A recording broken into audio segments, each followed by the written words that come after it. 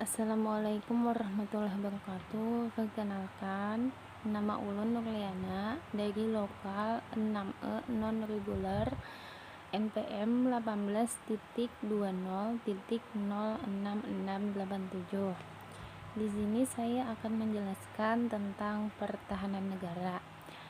Tugas ini diberikan oleh Bapak Dosen Jumadi SAPMT, mata kuliah Perencanaan Pembangunan. Bapak Dosen Jumadi SAPMT sudah merinci yang dijelaskan ada 4 macam, yaitu 1. Masalahnya, 2. Tujuannya, 3. Upaya pemerintah dalam melakukan pembangunan urusan tersebut, dan 4. Lembaga pemerintah yang menangani. Pertama, saya akan menjelaskan masalahnya. Masalah pertahanan negara. Dengan kondisi yang cukup memprihatinkan saat ini, Pancasila solusi untuk memperbaiki berbagai permasalahan yang ada dan bagaimana kita mensosialisasikan dalam kehidupan sehari-hari. Untuk menghadapi segala bentuk ancaman tersebut, Menteri Pertahanan Republik Indonesia menekankan akan pentingnya bela negara bangsa Indonesia. Menteri Pertahanan menganalogikan bahwa negara ini seperti bentuk tubuh manusia yang diciptakan oleh Tuhan dengan membawa antibodi untuk bertahan dari segala macam penyakit yang akan menyerang dari lingkungan sekitarnya. Dalam konteks ketahanan negara, antibodi ini adalah Pancasila yang diimplementasikan melalui konsep ketahanan negara. Dengan aktualisasi nilai-nilai Pancasila melalui bela negara oleh segenap komponen bangsa, maka segala bentuk ancaman yang akan menyerang dan melemahkan sendi-sendi NKRI atau Negara Kesatuan Republik Indonesia dapat ditangkal dan dieliminasi.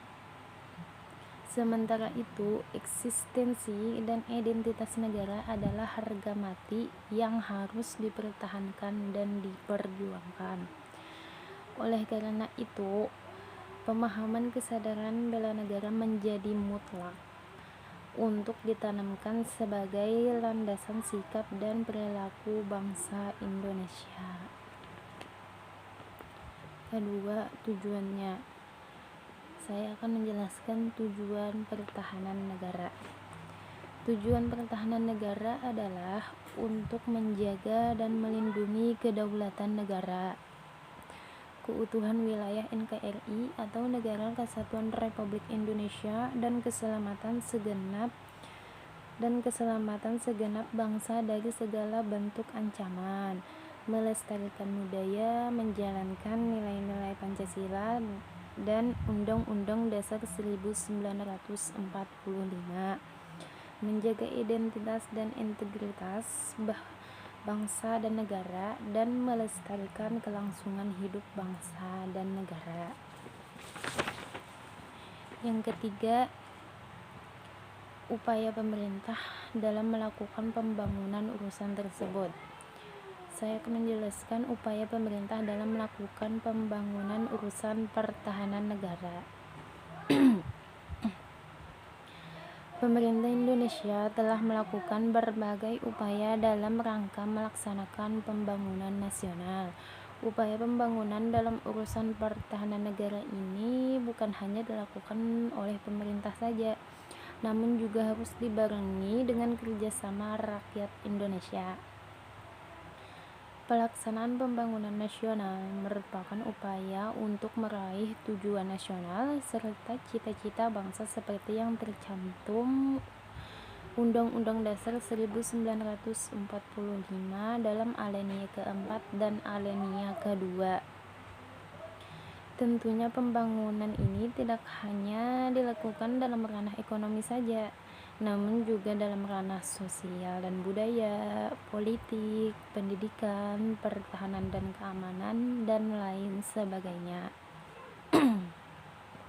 Dilansir dari Badan Perencanaan Pembangunan Nasional, Berikut adalah beberapa upaya yang dilakukan pemerintah Indonesia dalam melaksanakan pembangunan. 1. Contoh pembangunan manusia. Pembangunan ini ditujukan untuk memanusiakan manusia.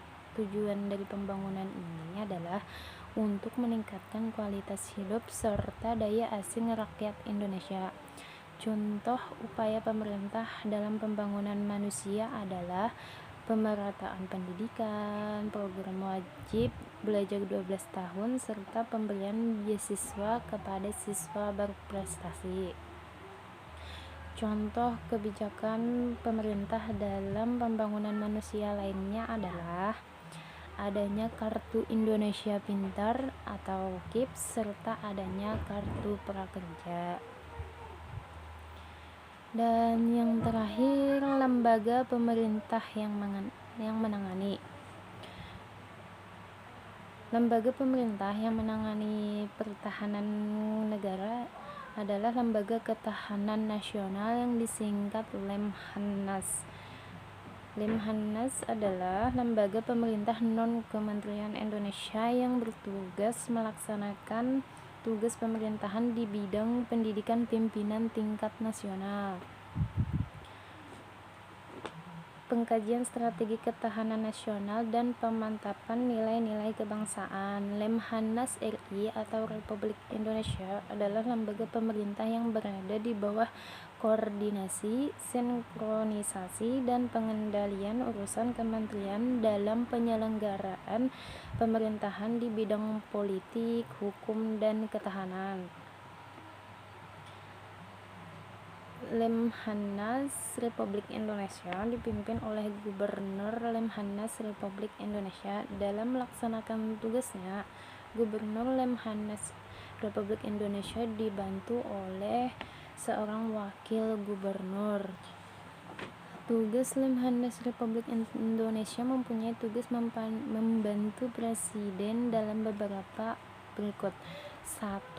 Menyelenggarakan pendidikan penyiapan kader dan pemanfaatan pimpinan tingkat nasional yang berpikir komprehensif, integral, holistik, integratif, dan profesional. 2. Menyelenggarakan pengkajian yang bersifat konsepsional dan strategi mengenai berbagai permasalahan nasional, regional, dan internasional yang diperlukan oleh Presiden guna menjamin keutuhan dan tetap tegaknya Negara Kesatuan Republik Indonesia. Terakhir, menyelenggarakan pemanfaatan nilai-nilai kebangsaan guna meningkatkan dan memantapkan wawasan kebangsaan dalam rangka membangun karakter bangsa. Fungsi Lemhanas Republik Indonesia. 1. Penyelenggaraan pendidikan, penyiapan kader, dan pemanfaatan pimpinan tingkat nasional. 2. Pengkajian permasalahan strategi nasional, regional, dan internasional di bidang geografi, demografi, sumber kekayaan alam, ideologi, politik, hukum, pertahanan, dan keamanan. 3. Pemanfaatan nilai-nilai kebangsaan yang bersumber dari Pancasila, Undang-Undang Dasar Negara Kesatuan Republik Indonesia 1945, Negara Kesatuan Republik Indonesia dan Bhinneka Tunggal Ika, dan sistem nasional serta pembudayaan nilai-nilai kebangsaan. 4. Evaluasi dan pengembangan penyelenggaraan pendidikan kader dan pimpinan tingkat nasional. 5. Pelaksanaan penelitian dan pengukuran ketahanan nasional seluruh wilayah Indonesia. 6. Pengawasan atas pelaksanaan dan tugas di lingkungan Lemhanas Republik Indonesia. 7. Pelaksanaan dukungan yang bersifat substansif kepada seluruh unsur organisasi di lingkungan Lemhanas Republik Indonesia. Ya, sekian dari penjelasan saya tersebut. Mohon maaf jika ada keliru dan banyak kurangnya dari penjelasan saya tadi. Terima kasih. Wassalamualaikum warahmatullahi wabarakatuh.